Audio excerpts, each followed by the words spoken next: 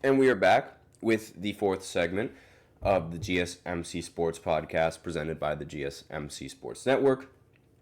And in this fourth segment, we are going to be looking at we're going to be doing a recap of the NBA in-season tournament, the games that took place yesterday. And we're going to be looking at all of these games and seeing exactly which games I ended up getting right, which games I ended up getting wrong. And let's go right ahead. Let's start it off. So we might as well start off with the game that I got wrong, which was the Nets matching up against the Hornets. I thought that the Hornets were going to beat the Nets in this matchup, but the Nets proved me wrong. They seem to be a much better team than what I gave them credit for. But then again, the Hornets, they aren't much of a competent team either, so, And not only that, LaMelo, he did not play well in this matchup at all. He only played 24 minutes in this game, and he shot 3 for 13 from the field with 12 points. So not a very good performance coming in from LaMelo.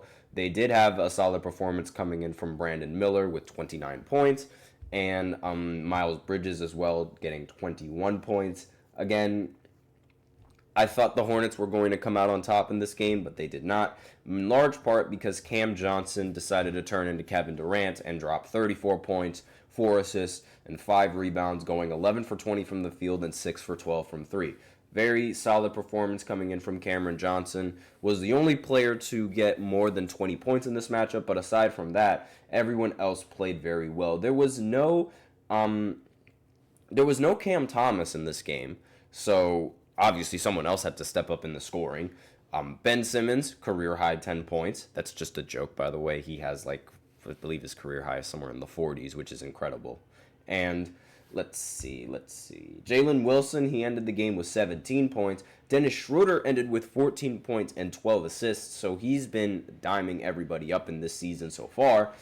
He's been playing pretty solid. I will say pretty solid. Again, these aren't all-star numbers, 17 points per game, 6 assists, and 3 rebounds. But again, they're very solid numbers. And everyone on the team for Brooklyn, they played very well. They shot 43% from 3 as a team compared to Hornets shooting 54% from 3. It was a very close game. Again, they won 116 to 115. So it was a very, very close game through and through, except in the first quarter when Charlotte just completely destroyed Brooklyn.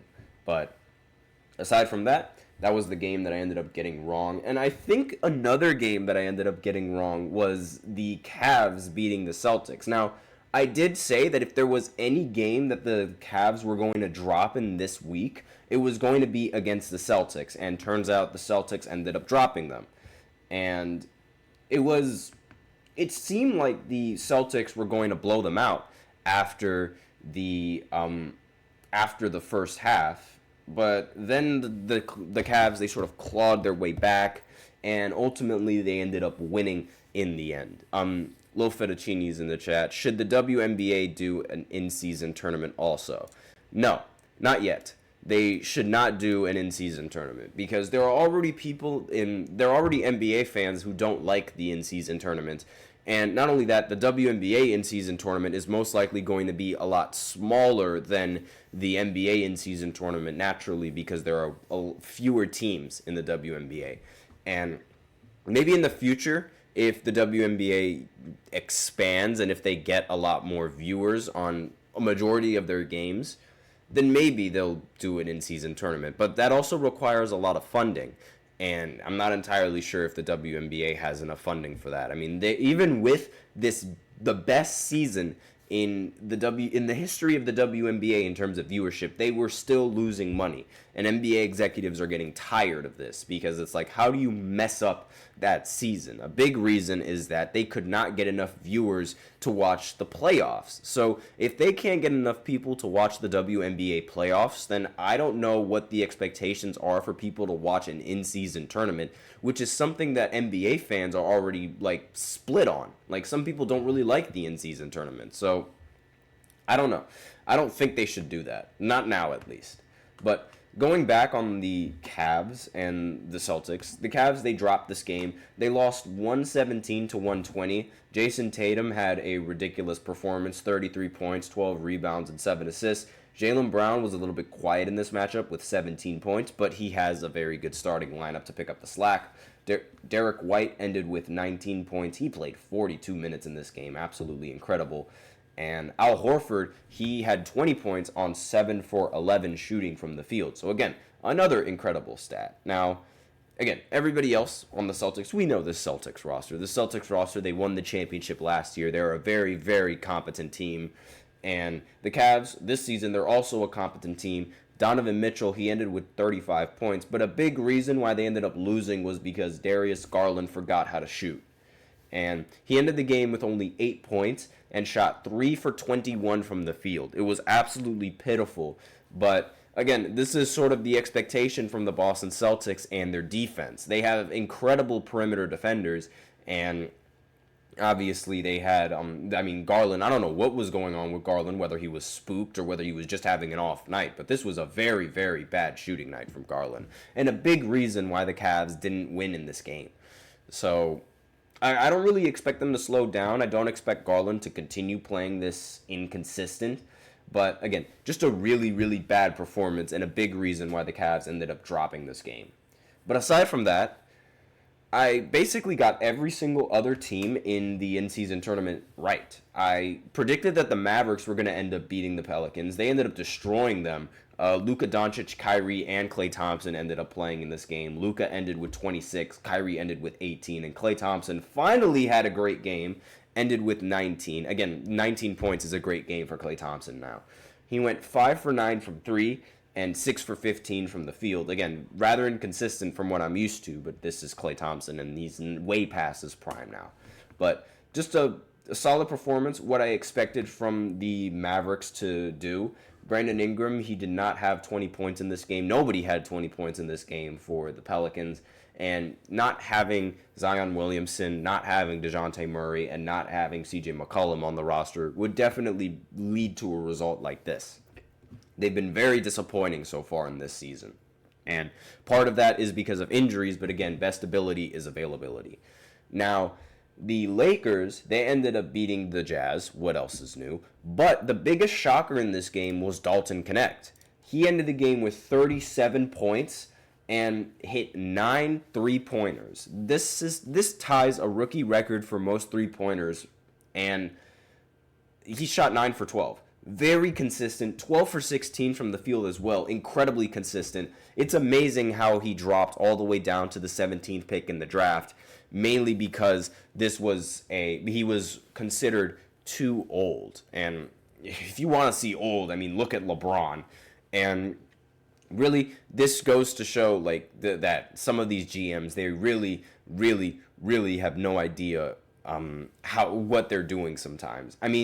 There are so many rookies in this draft class that have been absolutely awful for these teams. Zachary Resacher is one of those rookies that's been terrible. Alexander Czar, another rookie that's been less than mediocre in this season. The only real bright side to Zachary Resacher are his blocks. And even then, you got drafted number 2 overall. I expect you to score the ball. I don't expect you to just do anything but defense. You got to score the ball. Not only that, there was also, hold on, let me see. What's his name? Tijane Salon, that was drafted with for Charlotte. I believe he was the 6th pick in the NBA draft.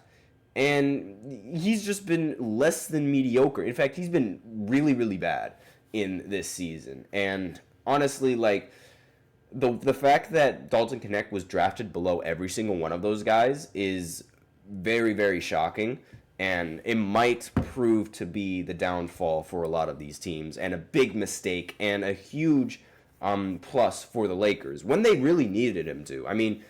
Austin Reeves has been awful for the Lakers, and D'Angelo Russell has also been awful for the Lakers.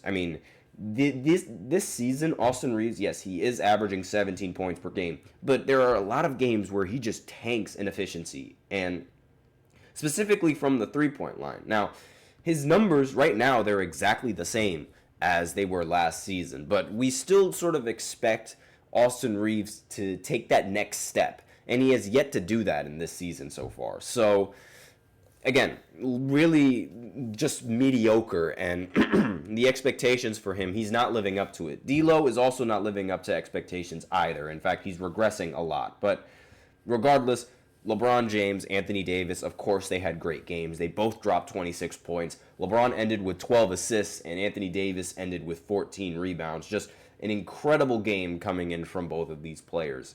And this win moves them up to number 1 in the Western Conference standings for the NBA in-season tournament. Right now, they're one of the 2 teams that are 2-0 in the Western Conference. The other team being Golden State and Houston. They do have a much better point differential, but they did not play yesterday, so that's a reason why they're ranked at number 3. Portland right now holds the wild card spot, and being one of the few teams in the Western Conference that has yet to lose a game.